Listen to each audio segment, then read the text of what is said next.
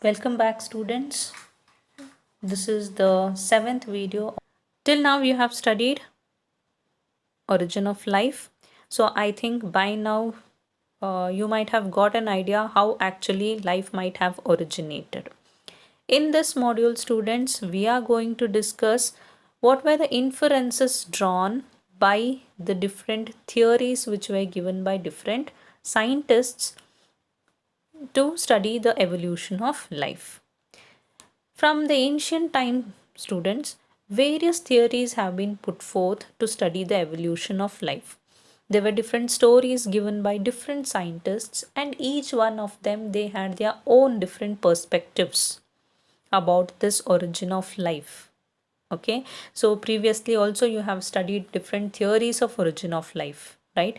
Where some of them could be proven experimentally, but some of them had no scientific evidences. Later on, also, many different scientists, based on their observations, they gave out many different theories and they have drawn their own suggestions or inferences based on their observations. So, here is just a brief account of what were the different perspectives given by different scientists. Okay, so you'll be seeing that is the evolution of life forms, a theory.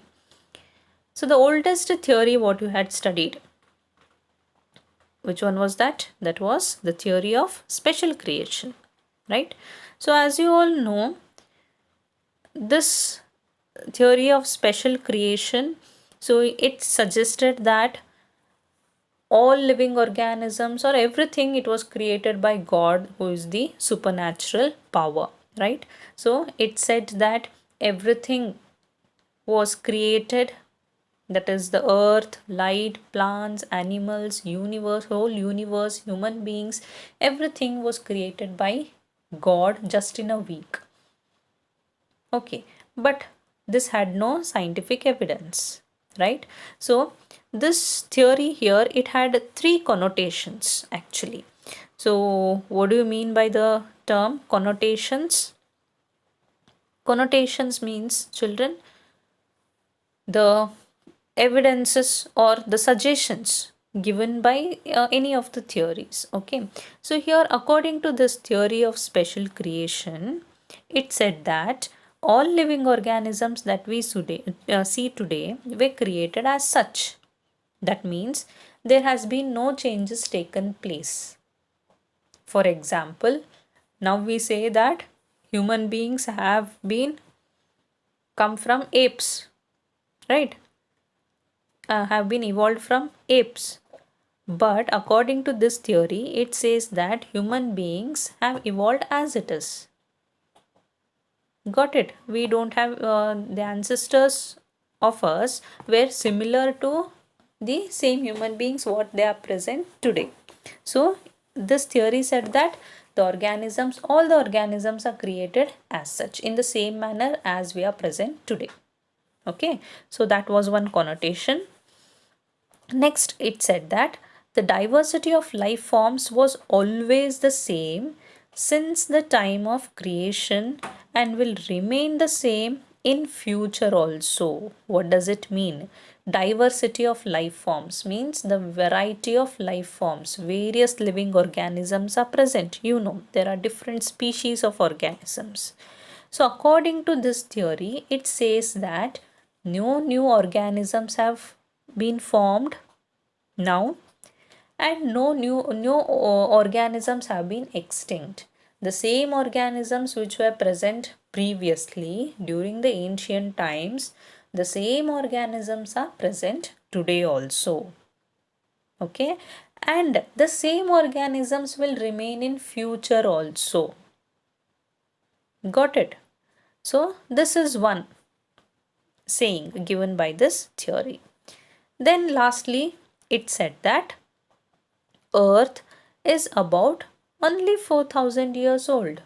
But what you had studied actually, according to chemical evolution or according to Big Bang theory, we have studied that Earth is around 4.5 billion years old. But this says that it is only 4000 years old.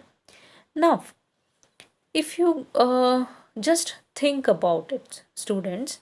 Can you ever imagine, or do you think that this theory of special creation has any scientific basis?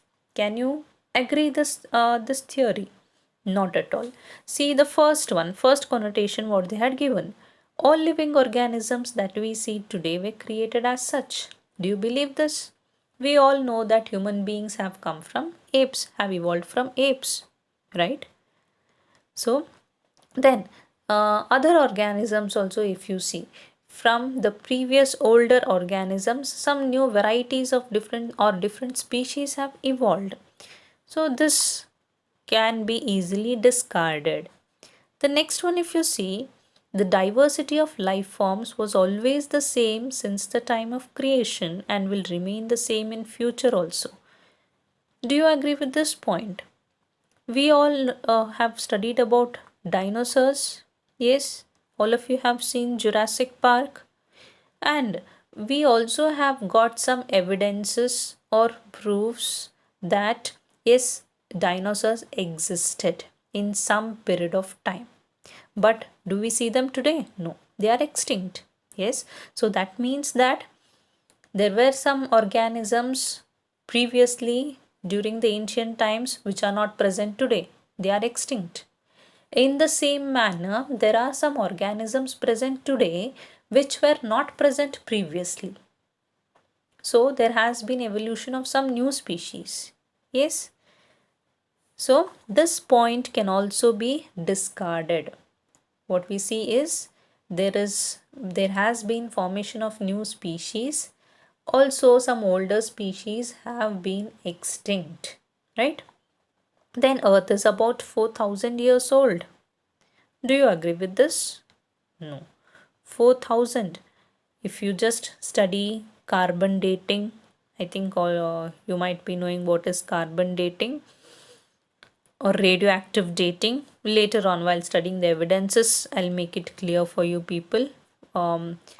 Then some of the fossils what we have seen evidences, they prove that these fossils are from millions of years back. I have got present millions of years back. And the fossil fuels what we are getting today, fossil fuels in the sense the petroleum products, so you know for the formation of these fossil fuels it takes millions of years, students. So this point can be easily discarded, right? Okay, so this theory of special creation had no scientific evidence and this idea was strongly challenged during the 19th century. So as I told you, this was purely on religious basis. Okay. So later on in the 19th century, Charles Darwin, he went on a sea voyage with in the ship that was HMS Beagle round the world for around 5 years, that is 1831 to 1836. And based on his observations what he made during his world tour, he gave out a theory. So the theory we'll study later in detail about the Darwin's theory of evolution. So here we are just studying what were the observations or what inferences made by him based on his observations. Okay, so according to his theory, he gave out theory based on his observations, right? So he said that Charles Darwin said that there has been gradual evolution of life forms. Okay, and he also concluded that the existing life forms share similarities to varying degrees among themselves and also with those life forms that existed millions of years ago. So understand the point, students. What did he conclude? He said that all the living organisms what that are present today, they share some similarities, might be of varying degrees. Varying degrees in the sense what? Just think about you and your parents. You share some similarities with your parents as well as there are some variations. You may say you are around 50% similar to your parent, right? Or you might be around 10% similar to your grandparents. Okay, in the same way, if you study the different groups of organisms, for example, reptiles and amphibians. So, there are some similarities between the reptiles and amphibians. Yes, might be 50%, might be 40%. So, he said that there are similarities. So, what does this suggest? Why similarities are there? Because they have come from common ancestors, right? So, because they have similarities with the life forms that existed earlier, that means the ancestors are almost common. Okay, so based on his observations of different species, he came to this conclusion. Got it? Then there had been extinctions of different life forms in the years gone by, just as new forms of life arose at different periods of history of earth. Okay, so he completely disproved the theory of special creation, and he said that yes, extinctions have occurred. There had been different organisms previously which are not present today, they are extinct. Okay, and at the same time also new organisms have evolved at different periods of time. Okay, for example, the dinosaurs were present in one certain period of time. Okay, but before that they were not there. That means they have evolved, and after that period also they are not present. That was called as the Jurassic era. Okay, where the dinosaurs were present. After that they have been completely extinct. Before that Jurassic era also you didn't find any dinosaurs. Okay, so that means there has been extinction as well as formation of new species. Got it? Then next he said that organisms have undergone gradual evolution. Why did this gradual evolution take place? How did it take place? Because of variations of characteristics. So by observing all these different species, what did he say? He said that there have been extinctions, there have been formation of new species. Also there are similarities between those different organisms. That means what? They have common ancestors. So what did he conclude by this, students? So he said that, concluded that this process of evolution is a gradual process. It is a slow process. Okay, so gradually evolution is taking place. Evolution means what here? Formation of new species is being taking place. Why? How come new species are forming? Because of the variation. Okay, 100, if 100% similarity was there, there would be no new species, right? Because there are similarities of varying degrees, so that gives rise to new variations. So that gives rise to, gradually those variations leads to formation of new species. Okay, so those characteristics which enable them to survive better. Got it? So if the variation occurred, helps the organism to survive better, then those organisms will continue further and their population will increase. Got it? Now, if the variation that has taken place, it does not favor the survival of the organism, then what happens, students? The organism cannot survive, it cannot reproduce, and their population decreases, and finally they may become extinct. Got it? So he said that, what did Darwin conclude by this? This was referred to as fitness of the individual or any population. So he also called it as reproductive fitness. So what do you understand by this, students?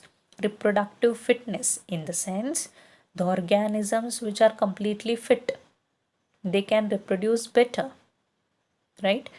And they can produce more offsprings. When do you call them as fit? If they can survive better in that particular environment. Okay. For example, if fishes are aquatic organisms. So, if you keep the fishes in water, they are fit.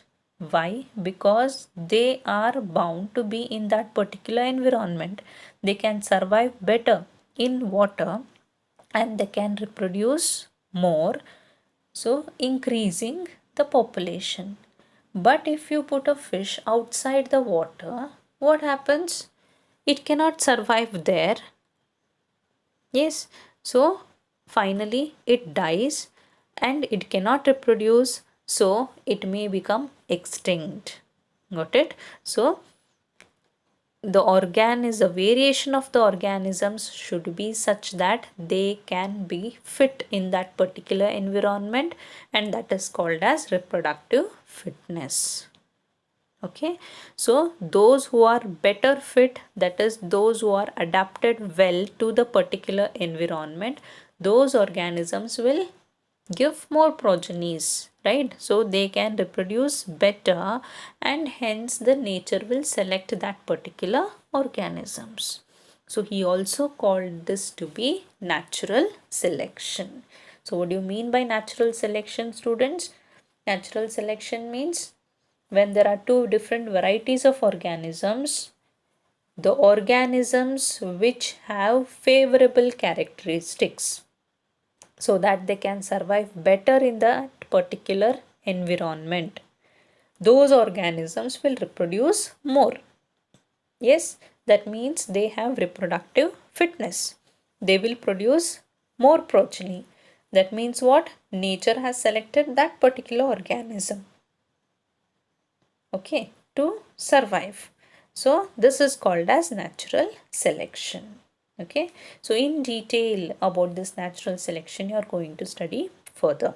So these were the what inferences drawn by Charles Darwin based on his observations. Okay, so mainly he said that it is natural selection which is the mechanism of evolution. How did evolution take place, children? Mainly due to natural selection. Nature went on selecting the favorable characteristics. So the organisms which showed such favorable characteristics, they survived more. They could reproduce more and they could increase in number. Got it? So this is what the observations of Charles Darwin. Now, during the same time, another scientist named Alfred Wallace, he was a naturalist who worked in Malay archipelago. This is a small group of small islands, students, Malay archipelago, where he made different observations and came to similar conclusions as expressed by Darwin. Okay, so Alfred Wallace also, based on his observations, he supported Darwin, right? So he said that in due course of time new organisms have evolved, right? And at the same time all the existing life forms, they share similarities and also they share common ancestors. Okay, then he also referred that the geological history of earth closely correlates with the biological history of earth. What do you mean by this? You know what is the study of geology? Geology means the study of earth science. So as there has been changes in the atmospheric conditions, in the conditions of the earth, along with that there has been changes or variations in the organisms also. Both are directly proportional. Got it? Then finally he concluded that earth is very old, not thousands of years, but they are billions of years old.